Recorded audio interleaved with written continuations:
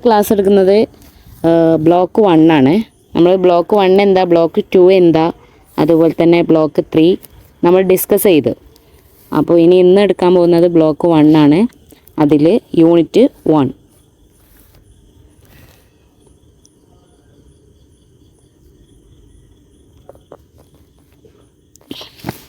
നമ്മൾ കഴിഞ്ഞ ക്ലാസ്സിൽ പറഞ്ഞത് improving the basics block 1 and block 2 writing effectively, block 3 note taking. ഇത് മൂന്നായിരുന്നു ഡിസ്കസ് ചെയ്തിട്ടുണ്ടായിരുന്നത്.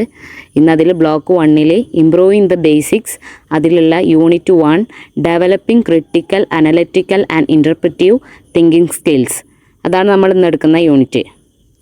ഓക്കെ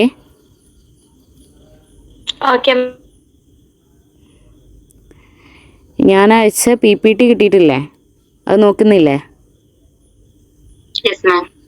ഓക്കെ, നിങ്ങളുടെ അടുത്ത് PDF ഉണ്ടോ? ഇതിൻ്റെ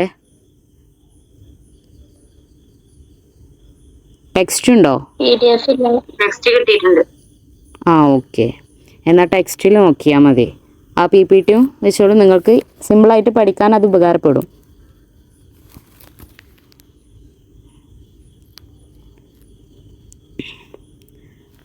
ഓക്കെ, നമുക്ക് യൂണിറ്റ് ഫസ്റ്റ് എന്താണെന്നുള്ളത് നമുക്ക് നോക്കാം.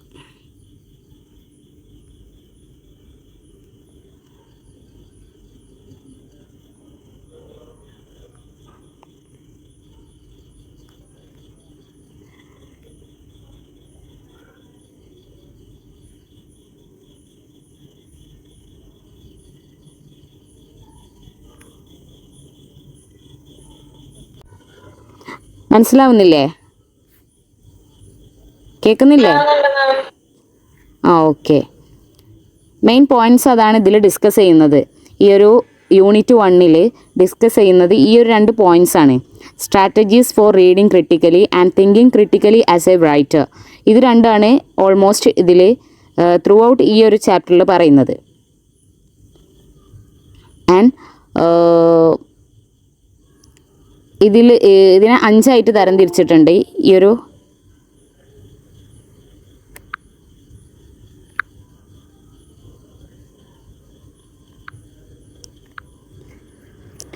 പേപ്പറിനെ 5 ആയിട്ട് തരംതിരിച്ചിട്ടുണ്ട്. Thinking critically as a writer, reader and double shooter, analysing as a strategy, interpretive thinking skills, let's sum up suggested readings answers. ഇത്രയാണ് ഇതിൽ ഈ ഒരു യൂണിറ്റിൽ പറയുന്നത്. അതിൽ ഈ 3-ാമത്തെ വരെയാണ് നമുക്ക് ഇമ്പോർട്ടൻ്റ് ആയിട്ട് പറയുന്നത്. ബാക്കിയുള്ളതൊക്കെ ഈ ഒരു ചാപ്റ്ററിൽ ബേസിക്കായിട്ട് വരുന്ന കാര്യങ്ങളാണ്. ഓക്കെ,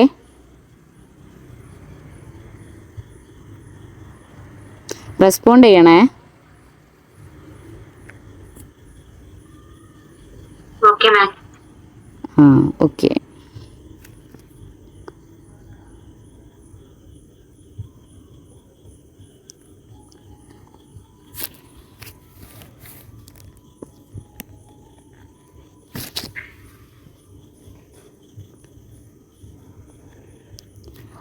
ഓക്കെ, നമ്മൾ ഫസ്റ്റ് പറഞ്ഞത് thinking critically as a writer, reader and double shooter എന്ന് പറഞ്ഞു.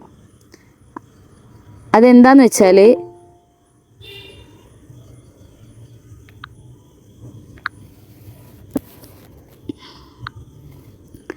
നമ്മളൊരു ബുക്ക് റീഡ് ചെയ്യുന്നതിന് മുന്നേ നമ്മൾ അതിനെക്കുറിച്ച് ക്രിട്ടിക്കലി തിങ്ക് ചെയ്യണം എന്നുള്ളത് കൂടെയാണ് ഇതിനെക്കുറിച്ചിട്ട് ഒരു ഓവറോൾ വ്യൂ പറയുന്നത്.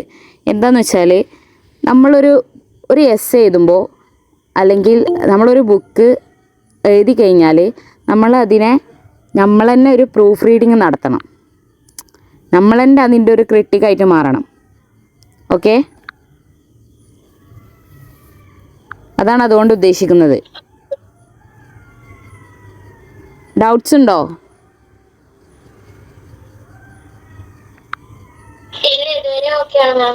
ഓക്കെ, ഡൗട്ട്സ് ഉണ്ടെങ്കിൽ ചോദിക്കൂട്ടോ.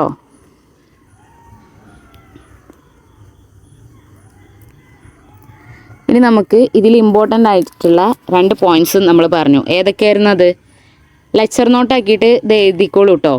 ഏതൊക്കെയായിരുന്നു? ആരെങ്കിലും ഒരാൾ പറയും. Strategies for reading critically, thinking critically as a writer. Okay. Then അതാണ് നമ്മൾ ഡിസ്കസ് ചെയ്യാൻ പോകുന്നത്.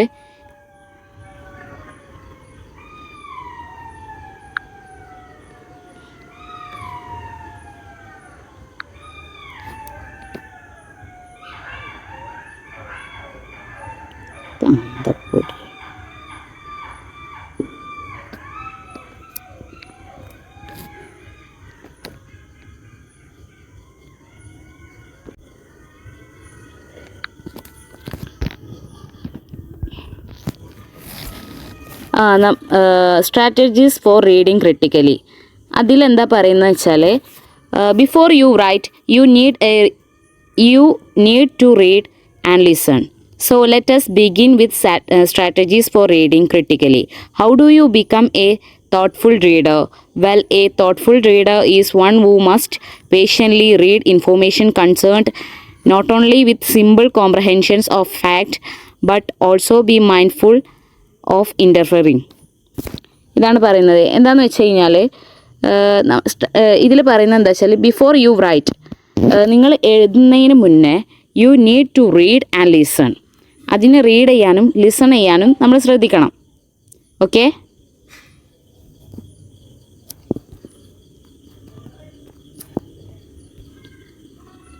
ഓക്കെ അല്ലേ?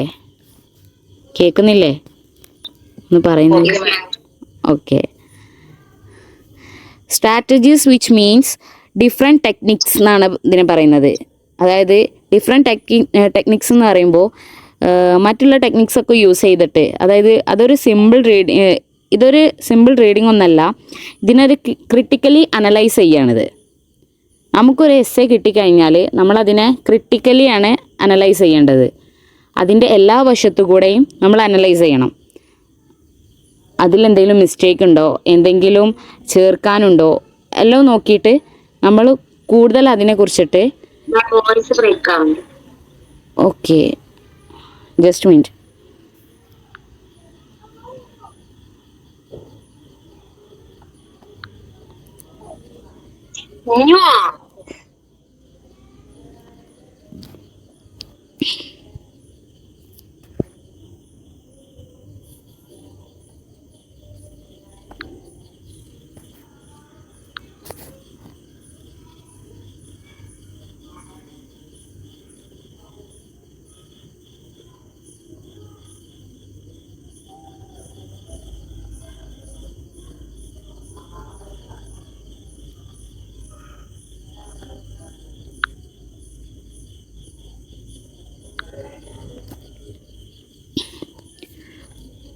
ഓക്കെ, ഇപ്പം കേൾക്കുന്നുണ്ടോ? ഓക്കെ. അപ്പോൾ നമ്മൾ പറഞ്ഞത് എന്താണെന്ന് വെച്ചാൽ ഈ സ്ട്രാറ്റജീസ് ഫോർ റീഡിങ് ക്രിട്ടിക്കലി ആണ്. നമ്മളെന്താ പറഞ്ഞിട്ടുണ്ടായിരുന്നത്? എങ്ങനെയാണ് ഒരു ബുക്ക് റീഡ് ചെയ്യേണ്ടതെന്നാണ് പറഞ്ഞത്.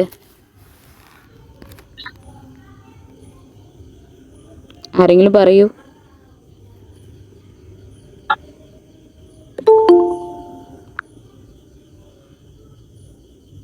എല്ലാവരും ഇവിടെ ഇല്ലേ? ഡോണാക്കി വെച്ച് പോയതാണോ?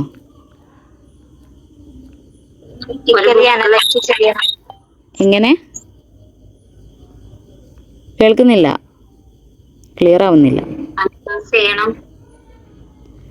എങ്ങനെ അനലൈസ് ചെയ്യണം എന്നാ പറഞ്ഞേ?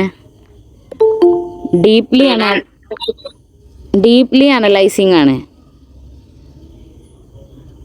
നമ്മളൊരു എസ്സേ എടുത്തു കഴിഞ്ഞാൽ അതിൻ്റെ ഓൾമോസ്റ്റ് എല്ലാ വശത്തുകൂടെ വേണം നമ്മൾ അനലൈസ് ചെയ്യാൻ. Okay,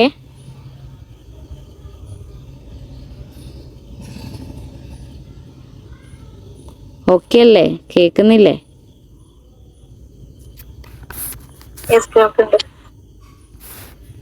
okay. അപ്പോൾ അതാണ് സ്ട്രാറ്റജീസ് ഫോർ റീഡിങ് ക്രിട്ടിക്കലി എന്ന് പറഞ്ഞാൽ. ഇനി അതിൽ ഡിസ്കസ് ചെയ്യുന്നത് മോസ്റ്റ് ഇമ്പോർട്ടൻ്റ് ആയിട്ട് 5 ക്യാരക്ടേഴ്സാണ് അതിനുള്ളത്. ക്യാരക്ടേഴ്സ് എന്ന് പറഞ്ഞാൽ അതിൻ്റെ ഓരോ ശാഖകൾ എന്താണെന്ന് വെച്ചാൽ annotating, taking inventory, outlining, summarising, synthesising, contextualizing, explaining the significance of figurative language, reflecting on challenges to our beliefs and value, evaluating the topic of an argument, recognizing emotional manipulation, judging the writer's credibility. ഇത്രയാണുള്ളത്. ഇതിൽ important ആയിട്ട് പറയുന്നത് 5 എണ്ണമാണ്. ആ 5 എണ്ണം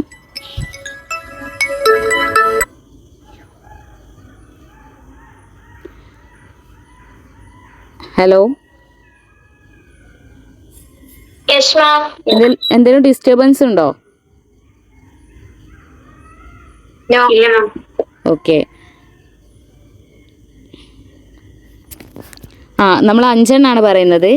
അതിൽ 5 എണ്ണം പറയുന്നത് first one annotating, and second one taking inventory, third one outlining, and fourth one summarising, and fifth one synthesising. ഈ 5 എണ്ണമാണ് ഇതിൽ ഇമ്പോർട്ടൻ്റ് ആയിട്ട് പറയുന്നത്. ബാക്കിയുള്ളതൊക്കെ നമുക്ക് പഠിച്ചു വെക്കാം, എക്സാമിന് യൂസ്ഫുൾ ആവും. എന്നാലും ഇതിൽ ഇമ്പോർട്ടൻ്റ് ആയിട്ട് പറയുന്നത് ഈ 5 എണ്ണമാണ്. ഓക്കെ, നിങ്ങൾ ടെക്സ്റ്റ് നോക്കുന്നില്ലേ? അതിലുണ്ടല്ലോ ഇത്. Yes ma'am. ഓക്കെ. ദെൻ അനോട്ടേറ്റിംഗ്. അനോട്ടേറ്റിംഗ് എന്താണെന്നുള്ളത് നമുക്ക് ഡിസ്കസ് ചെയ്യാം. This entails recording your reactions to a text, your interpretation and questions as you read along. These are notes you write as you read along. ഇതാണ് ഇതിൽ പറയുന്നത്. അനോട്ടിംഗ് എന്ന് പറഞ്ഞു കഴിഞ്ഞാൽ writing your reactions to a text. അതായത് നമ്മളൊരു text എഴുതിയിട്ട് അതിൻ്റെ നമ്മൾക്കുണ്ടാവുന്ന റിയാക്ഷൻസ് ഉണ്ടാവില്ലേ, നമ്മളൊരു ടെക്സ്റ്റ് റീഡ് ചെയ്ത് അത് ഫുള്ളായിട്ട് റീഡ് ചെയ്ത് കഴിഞ്ഞാൽ നമുക്കുള്ള റിയാക്ഷൻസാണ് അനോട്ടേറ്റിംഗ് എന്ന് പറഞ്ഞാൽ. മനസ്സിലായില്ലേ എന്താണെന്നുള്ളത്? ഒന്നുകൂടി പറയണം. അതായത് നമ്മളൊരു ടെക്സ്റ്റ് റീഡ് ചെയ്യാം, നമ്മുടെ കയ്യിലൊരു ടെക്സ്റ്റ് കിട്ടി. ആ ടെക്സ്റ്റ് നമ്മൾ ഫുള്ളായിട്ട് റീഡ് ചെയ്ത് കഴിഞ്ഞ് നമുക്കുള്ളൊരു റിയാക്ഷൻ, നമുക്ക് എന്താണ് അതിൽ നിന്ന് കിട്ടുന്നത്, നമുക്ക് എന്താണ് അതിൽ നിന്ന് മനസ്സിലായത്, അങ്ങനെയുള്ള കാര്യങ്ങളാണ് അനോട്ടേറ്റിംഗ് എന്ന് പറഞ്ഞാൽ. ഓക്കെ,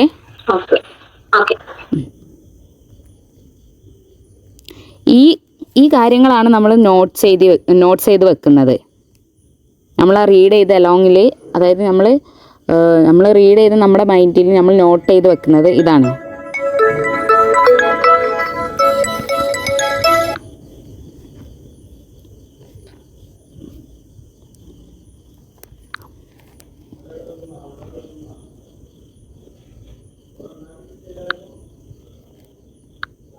ഓക്കെ, ദെൻ നമുക്ക് നെക്സ്റ്റ് നോക്കാം. നെക്സ്റ്റ് ടേക്കിംഗ് ഇൻവെൻറ്ററി ആണ് പറഞ്ഞിട്ടുണ്ടായിരുന്നത്. ടേക്കിംഗ് ഇൻവെൻറ്ററി എന്ന് പറഞ്ഞു കഴിഞ്ഞാൽ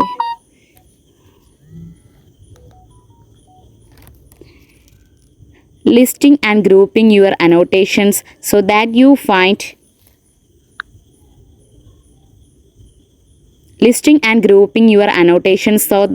find and meaningful patterns. This would require looking for repetitions such as recurring images, stylistic features such as repeated words or phrases, repeated examples or illustrations. These patterns may reveal something about the reading text. Taking inventory എന്ന് പറഞ്ഞു കഴിഞ്ഞാൽ ഇത് എന്തെങ്കിലും മനസ്സിലായോ ഞാൻ വായിച്ചതിന്ന്? ഇല്ലല്ലോ? Hello, ഇവിടെ ഇല്ലേ എല്ലാവരും? നമ്മള് വായിച്ചെടുത്ത റിയാക്ഷൻസ് ഗ്രൂപ്പ്സ് ആയിട്ട് ലിസ്റ്റ് ചെയ്യാൻ അങ്ങനെ എന്തെങ്കിലും? നോ കുറച്ച് പേര് ലെഫ്റ്റ് ആയോ ഇതിന്ന്?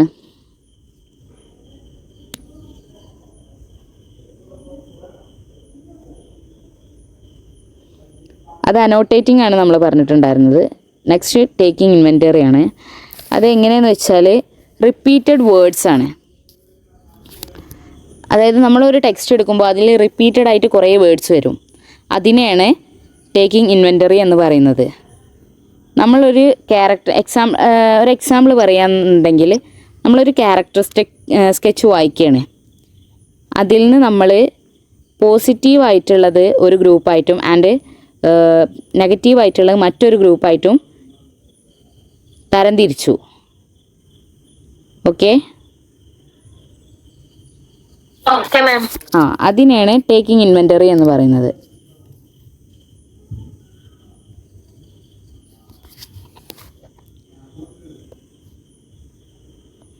ദെൻ നെക്സ്റ്റ് ഡിസ്കസ് ചെയ്യുന്നത് ഔട്ട്ലൈനിങ് ആണ്.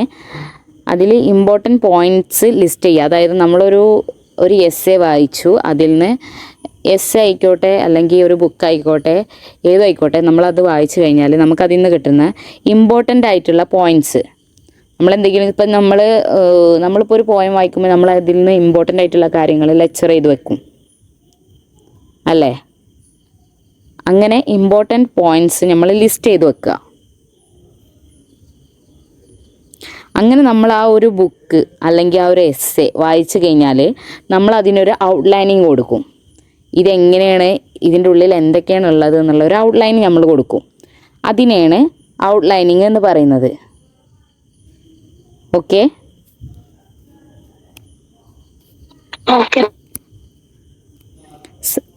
റെസ്പോണ്ട് ചെയ്യൂ കേട്ടോ.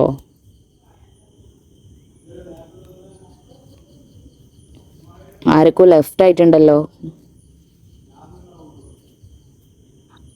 ഔട്ട്ലൈനിങ് ഒന്നുകൂടെ പറയോ?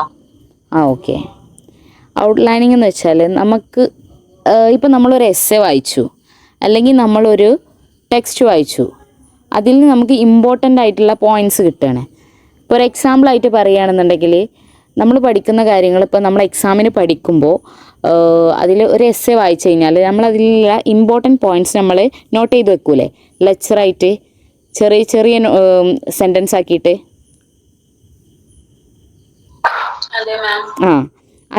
അതിന് ഇമ്പോർട്ടൻ്റ് ആയിട്ടുള്ള ഒരു പോയിൻറ്റ്സ് ലിസ്റ്റ് ചെയ്ത് വെക്കും, ലിസ്റ്റാക്കി ഇടും.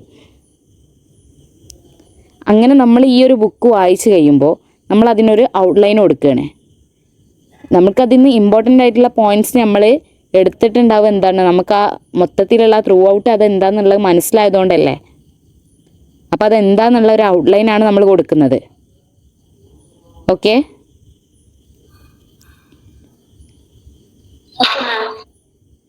ഓക്കെ.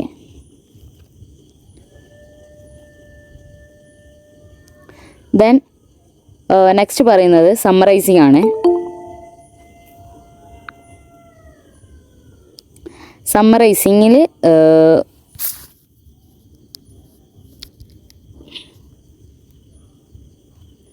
സമ്മറൈസിങ് എന്താണെന്ന് വെച്ചാൽ distilling the main ideas or gist of a text. അതും ഏകദേശം നമ്മളിപ്പോൾ ഔട്ട്ലൈനിങ് പറഞ്ഞ പോലെ തന്നെയാണ്, പക്ഷേ അത് മെയിൻ ഐഡിയാസാണ് ലിസ്റ്റ് ചെയ്ത് വെക്കുന്നത്. ഷോർട്ടായിട്ടുള്ള പോയിൻറ്റ്സ്, ഷോർട്ടായിട്ടുള്ള ഇമ്പോർട്ടൻ്റ് ആയിട്ടുള്ള പോയിൻറ്റ്സ് ആണ് ലിസ്റ്റ് ചെയ്ത് വെക്കുന്നത്. അതിനാണ് സമ്മറൈസിങ് എന്ന് പറയുന്നത്. Okay, main ideas or gist of a text. ടെക്സ്റ്റിൽ നമ്മൾ മെയിൻ ഐഡിയാസ് പുട്ട് ചെയ്യുന്നതാണ്. ഓക്കെ അല്ലേ?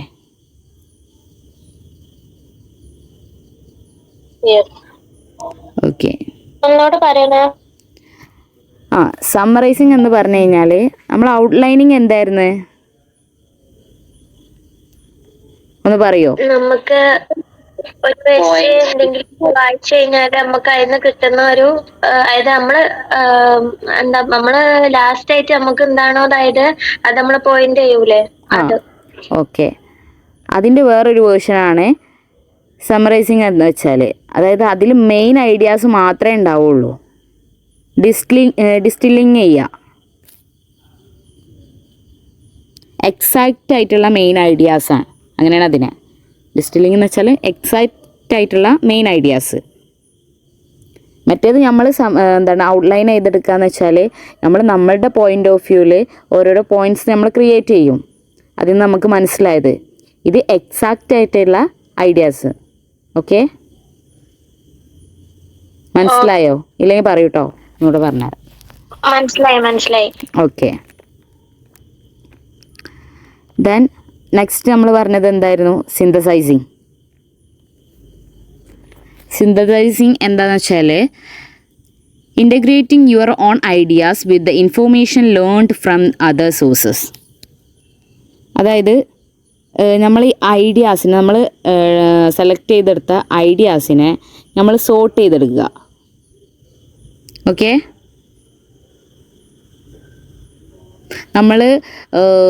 ഇപ്പം നമുക്ക് നമ്മൾ പഠിക്കുന്ന ഒരു എസ്സേ, അതിലുള്ള കാര്യം അല്ലെങ്കിൽ ഒരു പോയം, അതിൽ പറഞ്ഞൊരു തീം എന്ന് പറയുന്നത് മറ്റുള്ളയിടത്തുനിന്നും നമ്മൾ എടുക്കുക.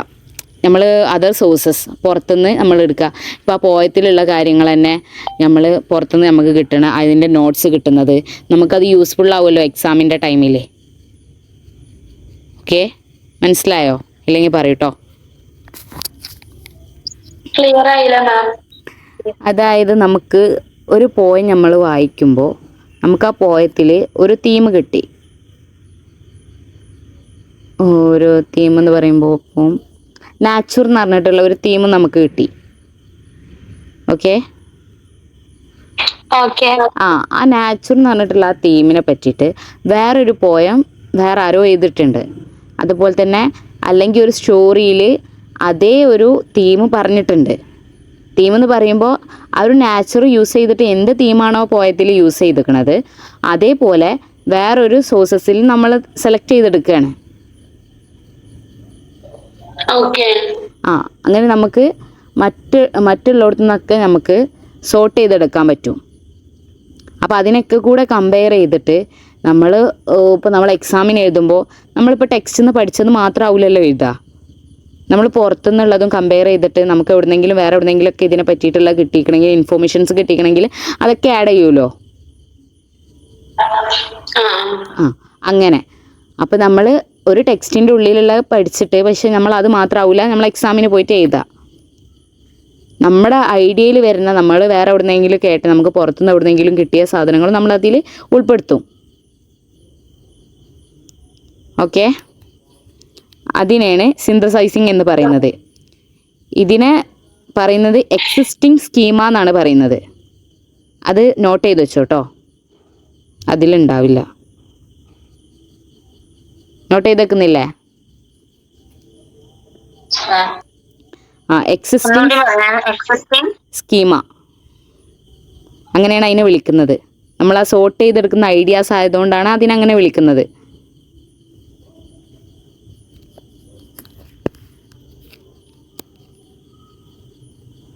ഓക്കെ, മാം ഇതിന് നോട്ട് ഗ്രൂപ്പിൽ ഷെയർ ചെയ്യൂല? ഇതിൻ്റെ നോട്ട്സ് എന്ന് പറയാൻ PDF ഉണ്ട്.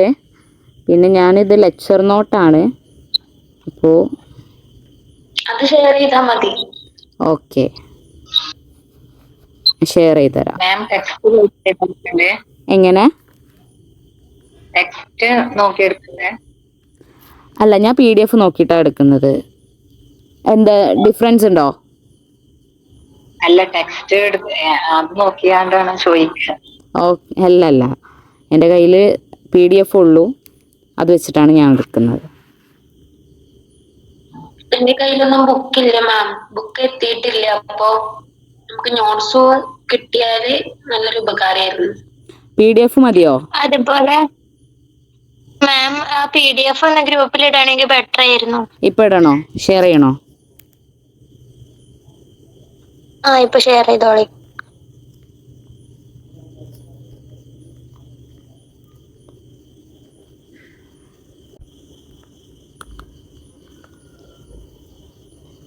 പേജ് നമ്പർ 6 ആണ് കേട്ടോ.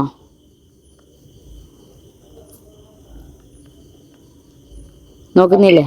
ഓക്കെ, ദെൻ നമ്മൾ ഇതുവരെ പറഞ്ഞത് സിന്തസൈസിങ് വരെയാണ്. ഇത് 5 ഇമ്പോർട്ടൻ്റ് ആയിട്ടുള്ള ഇതിൽ പറഞ്ഞിട്ടുള്ള പോയിൻറ്റ്സ്. അതായത് ഏതിലുള്ള പോയിൻറ്റ്സ് ആണിത്? നോട്ട് ചെയ്ത് വെച്ചിട്ടില്ലേ? ഏതിലുള്ള പോയിൻറ്റ്സാ?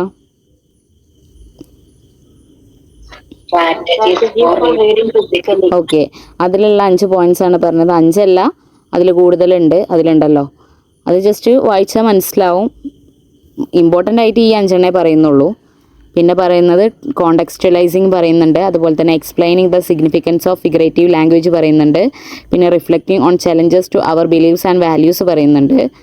Evaluating the topic of an argument പറയുന്നുണ്ട്. പിന്നെ റെക്കഗ്നൈസിങ് ഇമോഷണൽ മാനിപ്പുലേഷൻ പറയുന്നുണ്ട്. പിന്നെ then last judging the writer's credibility. Okay, explain ചെയ്യണോ?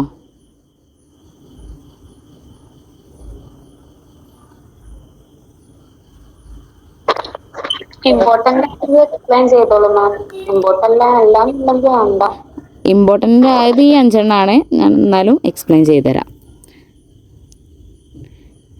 ഇതിൽ കോണ്ടെക്സ്റ്റുലൈസിങ് പറയുന്നത് placing the reading text in its historical and cultural context and asking whether it would be useful for your context. അതായത് നമ്മൾ historical ആയിട്ടുള്ള cultural ആയിട്ടുള്ള qualities ഉള്ള സാധനങ്ങൾ നമ്മൾ എടുക്കും. അതൊക്കെ നമ്മളൊരു ഒരു റീഡർ ആകുമ്പോൾ നമുക്കത് യൂസ്ഫുൾ ആവും. നമ്മൾ റീഡിങ്ങിൽ നമ്മൾ യൂസ് ചെയ്യുമ്പോൾ നമ്മൾ ഒരു ടെക്സ്റ്റ് വായിക്കുമ്പോൾ നമുക്കത് യൂസ് ചെയ്യും. ഓക്കെ,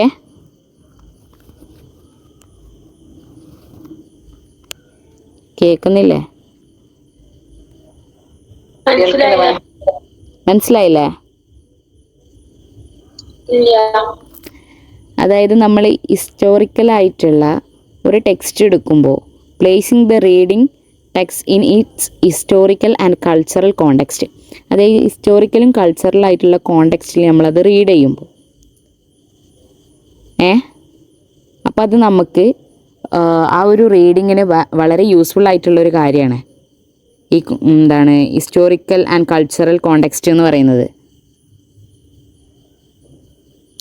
നമ്മൾ ഇപ്പോൾ ഉള്ള കാര്യങ്ങളും കുറേ മുന്നുള്ള കാര്യങ്ങളും കമ്പയർ ചെയ്യുക നമ്മൾ റീഡ് ചെയ്യുമ്പോൾ. ഓക്കെ,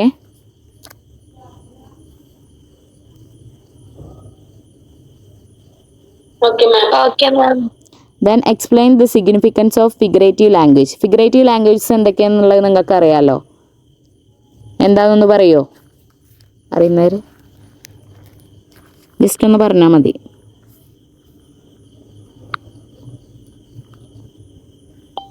ഇവിടെ ഇല്ലേ?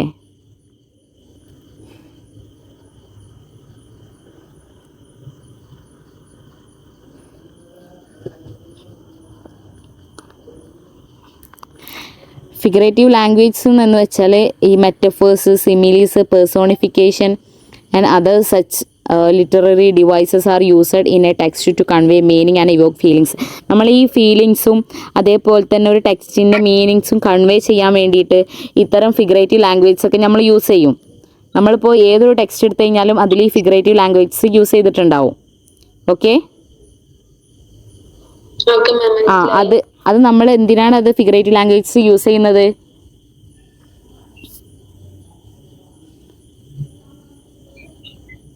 എന്തിനാണ് യൂസ് ചെയ്യുന്നത്? ത്രൂ ഔട്ട് അതിൻ്റെ മീനിങ് എന്താണെന്നുള്ളത് നമ്മളിലേക്ക് എത്തിക്കാൻ വേണ്ടിയിട്ടാണ്. ഓക്കെ, അതുപോലെ തന്നെ അതിൻ്റെ ഫീലിങ്സ് ഒരു എസ്സേ വായിക്കുമ്പോൾ അല്ലെങ്കിൽ ഒരു ബുക്ക് റീഡ് ചെയ്യുമ്പോൾ അതിലുള്ള ഫീലിങ്സ് നമുക്ക് കിട്ടാൻ വേണ്ടിയിട്ടാണ് ഈ ഫിഗറേറ്റീവ് ലാംഗ്വേജസ് യൂസ് ചെയ്യുന്നത്. ഓക്കെ അല്ലേ? ആ, മനസ്സിലാവുന്നില്ലേ? ഇല്ലെങ്കിൽ പറയൂട്ടോ. മനസ്സിലാവുന്നുണ്ട്. ഓക്കെ, അതിനാണ് നമ്മൾ explain the significance of figurative language എന്ന് പറയുന്നത്. അതിനാണ് ഈ ഫിഗറേറ്റീവ് ലാംഗ്വേജ് എക്സ്പ്ലെയിൻ ചെയ്യുന്നത്. ഒരു ബുക്കിൽ അല്ലെങ്കിൽ ഒരു എസ്സേയിൽ നമ്മൾ എന്ത് വായിക്കുമ്പോഴും അതിൽ എക്സ്പ്ലെയിൻ ചെയ്യുന്നത് ഇതിനാണ്. Then next reflecting on challenges to our beliefs and values. നമ്മൾ ബിലീഫ്സും വാല്യൂസൊക്കെ ആഡ് ചെയ്തിട്ട് ഒരു ബുക്ക് റീഡ് ചെയ്യുന്നതിനാണ് ഈ challenges of our beliefs and values എന്ന് പറയുന്നത്. ഈ ബിലീഫ്സ് ആൻഡ് വാല്യൂസ് എന്ന് പറഞ്ഞാൽ എന്താ?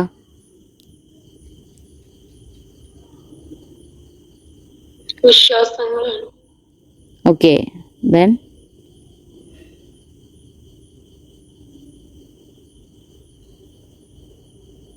നമ്മൾ ഈ ബിലീഫ് സിസ്റ്റത്തിൻ്റെ ഈ ഒരു ഈ ബിലീഫ് സിസ്റ്റത്തിൻ്റെ അണ്ടറിൽ നമ്മളുടെ ഐഡിയാസ് ആഡ് ചെയ്യുക. നമ്മളൊരു ഗുഡ് ഐഡിയാസ് നമുക്കുണ്ടാവും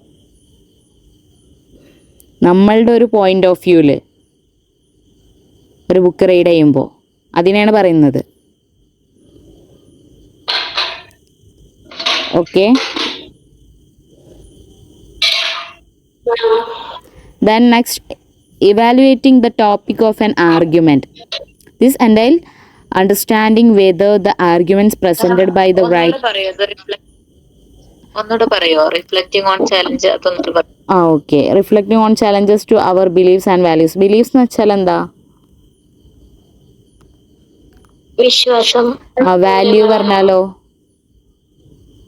മൂല്യങ്ങള്. മൂല്യം, ആ, അതിന് നമ്മൾ എന്താ ചെയ്യുന്ന വെച്ചാൽ നമ്മൾ ഈ വിശ്വാസത്തിൻ്റെ അണ്ടറിലുള്ള ഒരു ബുക്ക് വായിക്കുക. നമ്മുടെ വിശ്വാസത്തിൻ്റെ ഐഡിയാസ് നമ്മൾ ഇൻക്ലൂഡ് ചെയ്യുക. നമ്മളൊന്ന് റീഡ് ചെയ്യുമ്പോൾ നമുക്ക് ബിലീഫ്സ് നമുക്ക് അവിടെ ഉണ്ടാവും. നമ്മൾ ആ ഒരു ഐഡിയ തന്നെ നമ്മൾ ഓരോ കാര്യങ്ങളും നമ്മൾ റീഡ് ചെയ്യുക.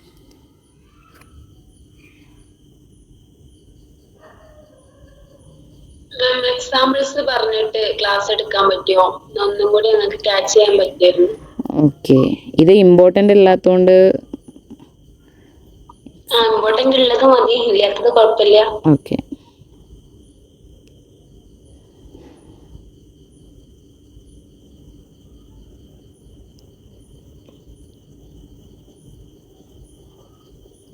ഓക്കെ, ഇത്രേ ഉള്ളൂ കേട്ടോ. ഇനി നെക്സ്റ്റ് നമുക്ക് thinking critically as a writer അതെന്താണെന്നുള്ളത് ഡിസ്കസ് ചെയ്യാം. അതിൽ പറഞ്ഞല്ലോ 5 ഇമ്പോർട്ടൻ്റ് ആയിട്ടുള്ളൂ. ബാക്കിയുള്ളതൊക്കെ ജസ്റ്റ് നമുക്ക് ഇങ്ങനെ ഓർത്ത് വെക്കാന്നുള്ളതേ ഉള്ളൂ. മറ്റേതിൻ്റെ എക്സാമ്പിൾസൊക്കെ എഴുതി വെച്ചിട്ടില്ലേ? ഇല്ലേ?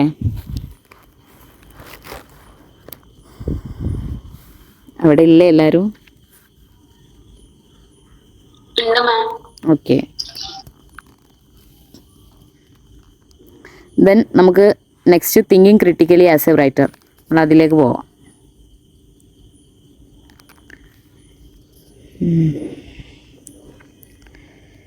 When you being drafting your essay or assignment or story, you must be a critical thinker in another way. You have to become your toughest reader critic. You must develop the skill of objectively reviewing what you have written at every stage. ഇനി എന്താണെന്ന് വെച്ചാൽ how to become a toughest reader critic. How to become a toughest reader critic എന്ന് വെച്ച് കഴിഞ്ഞാൽ നമ്മളൊരു book എഴുതണം, right ചെയ്തു. Okay, നമ്മളൊരു ബുക്ക് എഴുതിയിട്ട് നമ്മളതിനെ തന്നെ വായിക്കുകയാണ്. ഇപ്പം നമ്മൾ ഓരോ സ്റ്റേജിലും ഒരു ബുക്ക് എഴുതിയിട്ട് നമ്മൾ ഒരു കാൽഭാഗം എത്തിക്കഴിഞ്ഞാൽ നമ്മളത് ഫസ്റ്റ് മുതൽ ആ ഒരു കാൽഭാഗം വരെ നമ്മൾ വായിക്കും. അതേപോലെ തന്നെ അത് അര ഭാഗം എത്തിക്കഴിഞ്ഞാൽ വീണ്ടും നമ്മൾ വായിക്കും.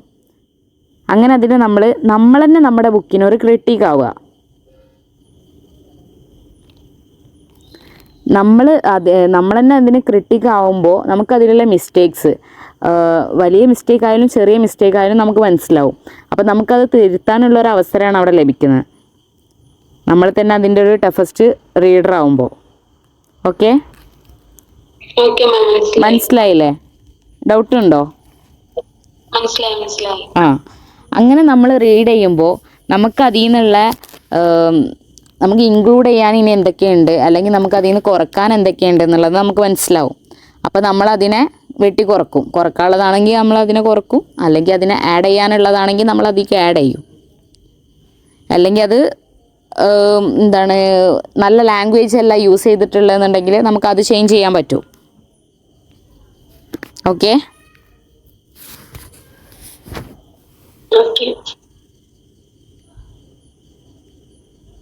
നമ്മൾ തന്നെ ഇതേപോലെ ഒരു ടഫസ്റ്റ് റീഡർ ക്രിട്ടിക് ആവുമ്പോഴാണ് നമ്മൾ ഈ ഒരു വർക്ക് പബ്ലിഷ് ചെയ്യുമ്പോൾ, നമ്മളിപ്പോൾ ഒരു വർക്കിനെ പറ്റി പറയുകയാണെങ്കിൽ എസ്സേനെ പറ്റി പറയുകയാണെങ്കിലും, ഇപ്പോൾ ഒരു വർക്കാണെങ്കിൽ നമ്മളത് പബ്ലിഷ് ചെയ്യുന്നതിന് മുന്നേ ഇങ്ങനെ ഒരു ടഫസ്റ്റ് റീഡർ ആയി കഴിഞ്ഞാൽ നമുക്കതിൽ മിസ്റ്റേക്സ് ഉണ്ടാവില്ല എന്നല്ല, അതിൽ ഓൾമോസ്റ്റ് മിസ്റ്റേക്സ് നമുക്ക് ചേഞ്ച് ചെയ്യാൻ പറ്റും.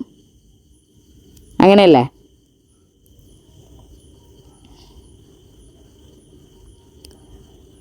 ദെൻ നെക്സ്റ്റ് വലിയ റൈറ്റേഴ്സൊക്കെ എടുക്കുന്ന മറ്റൊരു ഓപ്ഷനാണ് പ്രൂഫ് റീഡിംഗ് എന്ന് വെച്ചാൽ.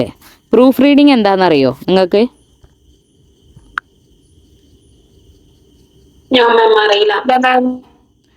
പ്രൂഫ് റീഡിംഗ് എന്ന് വെച്ചാൽ നമ്മളൊരു ബുക്കിനെ ഡീപ്പായിട്ട് റീഡ് ചെയ്യുക.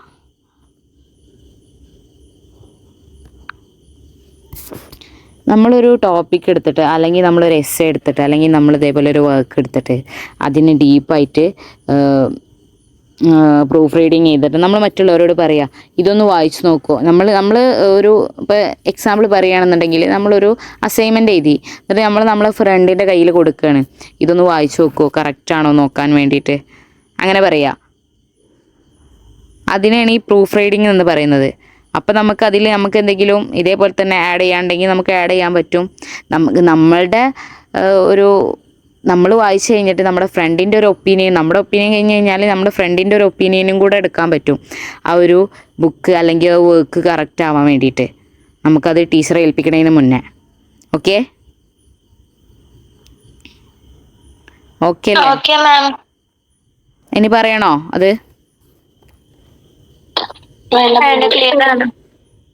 ഓക്കെ.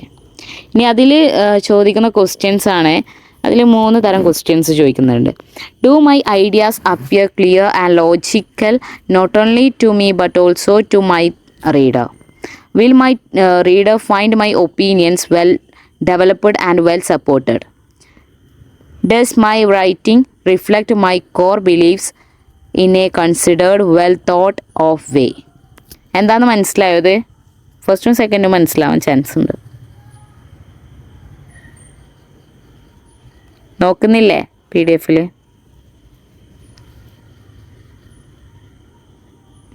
ഹലോ, ഇവിടെ ഇല്ലേ?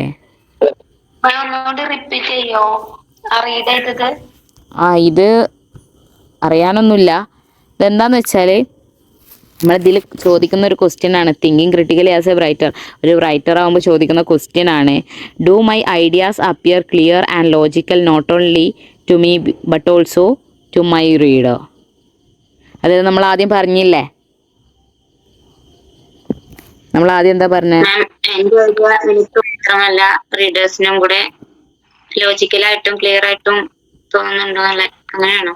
അതെ.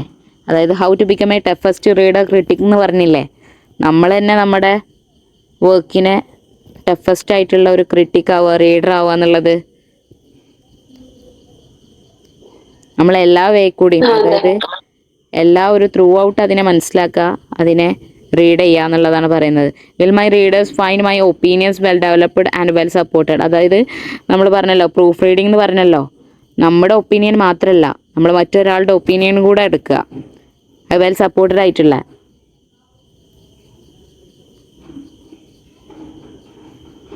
ലാസ്റ്റ് പറഞ്ഞതും does my writing reflect my core beliefs and in considered well thought of a way?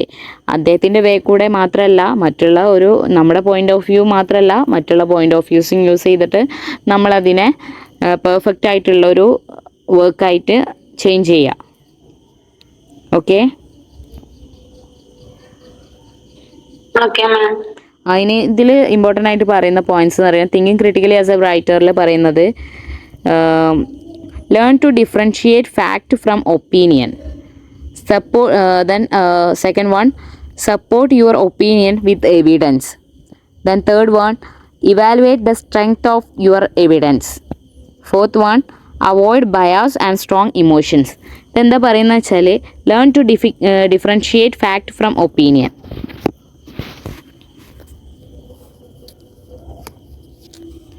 നമ്മൾ പറഞ്ഞല്ലോ thinking critically as a writer എന്ന് പറഞ്ഞല്ലോ. കേൾക്കുന്നില്ലേ? ഓക്കെ. അതെന്ന് പറയുന്നത് നമുക്കുണ്ടാവുന്ന ഒരു റൈറ്റർ ആകുമ്പോൾ നമുക്ക് വേണ്ട ഒരു ക്വാളിറ്റി എന്താ, ഇമ്പോർട്ടൻ്റ് ആയിട്ടുള്ള ഒരു ക്വാളിറ്റി എന്താ നമുക്ക് റൈറ്ററോ റീഡർ ആകുമ്പോൾ? അറിയോ?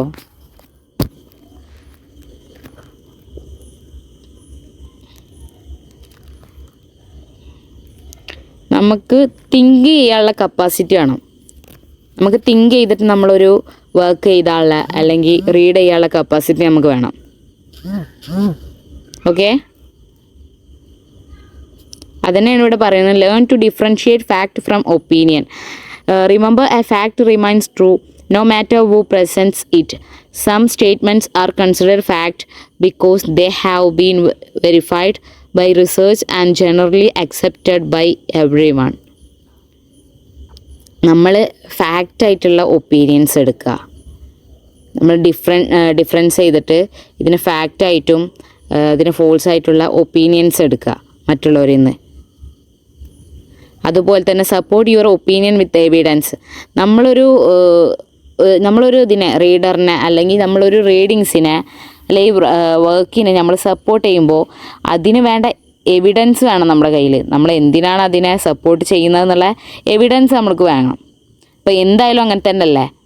These could be examples and illustrations, statistics, opinions of experts, or even experienced or family and friends. Okay? നമുക്കൊരു എവിഡൻസ് ഉണ്ടാകുമ്പോഴാണ് നമുക്കത് കൺവിൻസ് ചെയ്യാൻ ബുദ്ധിമുട്ടുണ്ടാവില്ല ഒരാളെ. ഈ വർക്ക് ഇങ്ങനെയാണ്, ഇതിലിങ്ങനെയാണ് ആഡ് ചെയ്തിട്ടുള്ളത്. അപ്പോൾ നമുക്ക് അതിനെ കൺവിൻസ് ചെയ്യാൻ നമുക്കൊരു ബുദ്ധിമുട്ടായിട്ട് തോന്നില്ല. ഇവിടെ ഇല്ലേ, റെസ്പോണ്ട് ചെയ്യുന്നില്ലല്ലോ.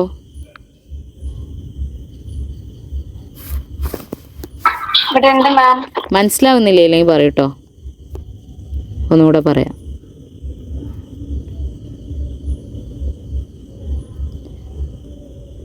ദെൻ നെക്സ്റ്റ് പറഞ്ഞത് എന്താ? Evaluate the strength of your evidence. നമുക്ക് കിട്ടിയ എവിഡൻസ്, നമ്മൾ എന്തിനാണോ നമ്മൾ സപ്പോർട്ട് ചെയ്തത് ആ ഒരു എവിഡൻസിനെ നമ്മൾ ഇവാലുവേറ്റ് ചെയ്യുക. അപ്പം അത് ആ ഒരു എവിഡൻസ് നമ്മൾ കിട്ടിയൊരു ഔട്ട്പുട്ടിനെ അത് ഭയങ്കര സ്ട്രെങ്ത് ആവും. Okay,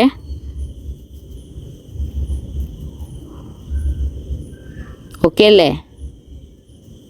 then next avoid bias and strong emotions. നമുക്ക് ഇതിനെ ബയാസ് ആയിട്ടുള്ള, അതായത് പ്രോബ്ലംസ് ആയിട്ടുള്ള കാര്യങ്ങളും ഇമോഷൻസ് ആയിട്ടുള്ള കാര്യങ്ങളും ഒക്കെ നമുക്ക് അവോയ്ഡ് ചെയ്യാം. As you think critically about the evidence you are using, be sure to monitor any prejudice and strong emotion attitudes that may distort the information that you are presenting, especially in a argumentative and persuasive essays. നമ്മൾ ഈ argumentative ആയിട്ടുള്ള കാര്യങ്ങൾ ഇതൊക്കെ avoid ചെയ്യുന്ന അതിനാണ് ഈ bias എന്ന് പറയുന്നത്. സ്ട്രോങ് ആയിട്ടുള്ള ഇമോഷൻസ് ഒക്കെ നമുക്ക് അവോയ്ഡ് ചെയ്യാവുന്നതാണ് ഇതിൽ. ഇത്രയാണ് ഇതിൽ ഇമ്പോർട്ടൻ്റ് ആയിട്ട് പറയുന്നത്. Then next analysing as a strategy പറയുന്നുണ്ട്. While writing we need to develop the skill of analysing as well as sympathising. നമ്മൾ നേരത്തെ പറഞ്ഞല്ലോ, നമ്മുടെ റൈറ്റിംഗ് എന്ന് പറയുന്നത് അത് നമ്മുടെ അനലൈസ് ചെയ്യാൻ ഒരുപാട് സഹായിക്കും. Okay, analysing is a more reading strategy while synthesising is a writing strategy. Analysing എന്ന് പറയുന്നത് ഒരു റീഡിങ് സ്ട്രാറ്റജിയാണ്. അത് കൂടാതെ തന്നെ സിമ്പതൈസിങ് എന്ന് പറയുന്നത് റൈറ്റിംഗ് സ്ട്രാറ്റജി കൂടെയാണ്. നമ്മൾ നേരത്തെ പറഞ്ഞല്ലോ, 2 പോയിന്റ്സ് പറഞ്ഞല്ലോ, റൈറ്റിങ്ങും റീഡിങ്ങും പറഞ്ഞല്ലോ. അതിൽ അനലൈസിങ് എന്ന് പറഞ്ഞാൽ എന്താണ് പറഞ്ഞത് പറയോ? അനലൈസിങ് ആൻഡ് സിമ്പതൈസിങ് എന്ന് വെച്ചാൽ അനലൈസിങ് റൈറ്റിംഗ് സ്ട്രാറ്റജി. അനലൈസിങ് വെച്ചാൽ റീഡിങ് സ്ട്രാറ്റജി, സിമ്പതൈസിങ് ആണ് റൈറ്റിംഗ് സ്ട്രാറ്റജി. അതായത് സിമ്പതൈസിങ് അനലൈസിങ് രണ്ടും ഡിഫറൻസ് ആണ്. ഓക്കെ,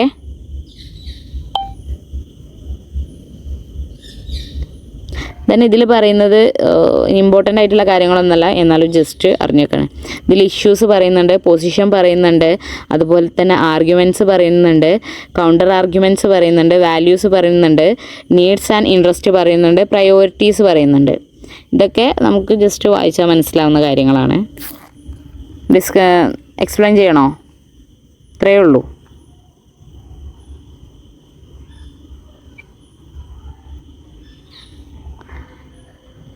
ദെൻ ഇതിൽ നെക്സ്റ്റ് പോയിൻ്റാണ് 11ാമത്തെ പേജിൽ കേട്ടോ. ഇൻ്റർപ്രറ്റീവ് തിങ്കിങ് സ്കിൽസ് പറയുന്നുണ്ട്. Writers often tell you more than they say directly. They imply emotions and attitudes and suggest point of view. They give you hints or clues that help you read between the lines. അതായത് നമുക്കൊരു ഹിൻറ്റും ഒരു clue ഒക്കെ തന്നിട്ട് നമ്മളൊരു കാര്യത്തിനെ വായിക്കൂലേ, നമ്മൾ directly അതിനെ വായിക്കുന്നതിനെയാണ് ഇൻ്റർപ്രറ്റീവ് thinking skills എന്ന് പറയുന്നത്. ഓക്കെ, ഓക്കെ അല്ലേ? മനസ്സിലായില്ല മാം. അതായത് നമ്മൾ ഡയറക്റ്റ്ലി നമുക്കൊരു വർക്ക് കിട്ടി, അതിന് നമ്മൾ ഡയറക്റ്റ്ലി റീഡ് ചെയ്യാണ്. നമ്മളതിനെ പറ്റിയിട്ട് ഒന്ന് കേൾക്കാതെ, നമ്മൾ ആരും പറഞ്ഞറിയാതെ നമ്മളതിനെ ഡയറക്റ്റ്ലി റീഡ് ചെയ്യില്ലേ? അതിനെ, അതായത് നമുക്കൊരു ഹിൻസോ ക്ലൂസോ ബട്ട് ഇങ്ങനെ ഒരു ഹിൻറ്റും കാര്യങ്ങളൊക്കെ തന്നിരുന്നെങ്കിൽ നമുക്കത് ഒന്നുകൂടെ ഹെൽപ്ഫുൾ ആയിരുന്നു. എന്താ വെച്ചാൽ നമുക്ക് അതിൻ്റെ ലൈൻ ബൈ ലൈൻ അറിയാൻ, നമുക്കൊരു ഒരു പോയം നമുക്ക് വായിക്കാൻ തന്നിട്ടുണ്ടെങ്കിൽ നമുക്കതിൻ്റെ ഹിൻറ്റും ക്ലൂ ഒക്കെ ഉണ്ടെങ്കിൽ നമുക്കതിൻ്റെ ലൈൻ ബൈ ലൈൻ വായിക്കാൻ എളുപ്പമാവും.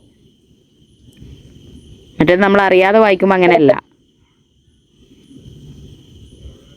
മനസ്സിലായി. ഓക്കെ, അത്രേ ഉള്ളൂ ഈ ഒരു യൂണിറ്റിൽ ഇമ്പോർട്ടൻ്റ് ആയിട്ട്. നമുക്ക് ക്ലാസ് വൈൻഡപ്പ് ചെയ്യാം. എന്തെങ്കിലും ഡൗട്ട്സ് ഉണ്ടോ? നോട്ട്സ് അയക്കണേ. ഓക്കെ, നോട്ട്സ് ഞാനൊന്ന് പ്രിപ്പയർ ചെയ്തിട്ട് അയക്കാം കേട്ടോ. ഇന്ന് തന്നെ വേണോ? ഇന്ന് തന്നെ വേണമെന്നൊന്നുമില്ല, അടുത്ത ക്ലാസ് ആകുമ്പോഴത്തേനും വെച്ചാൽ മതി. ഓക്കെ.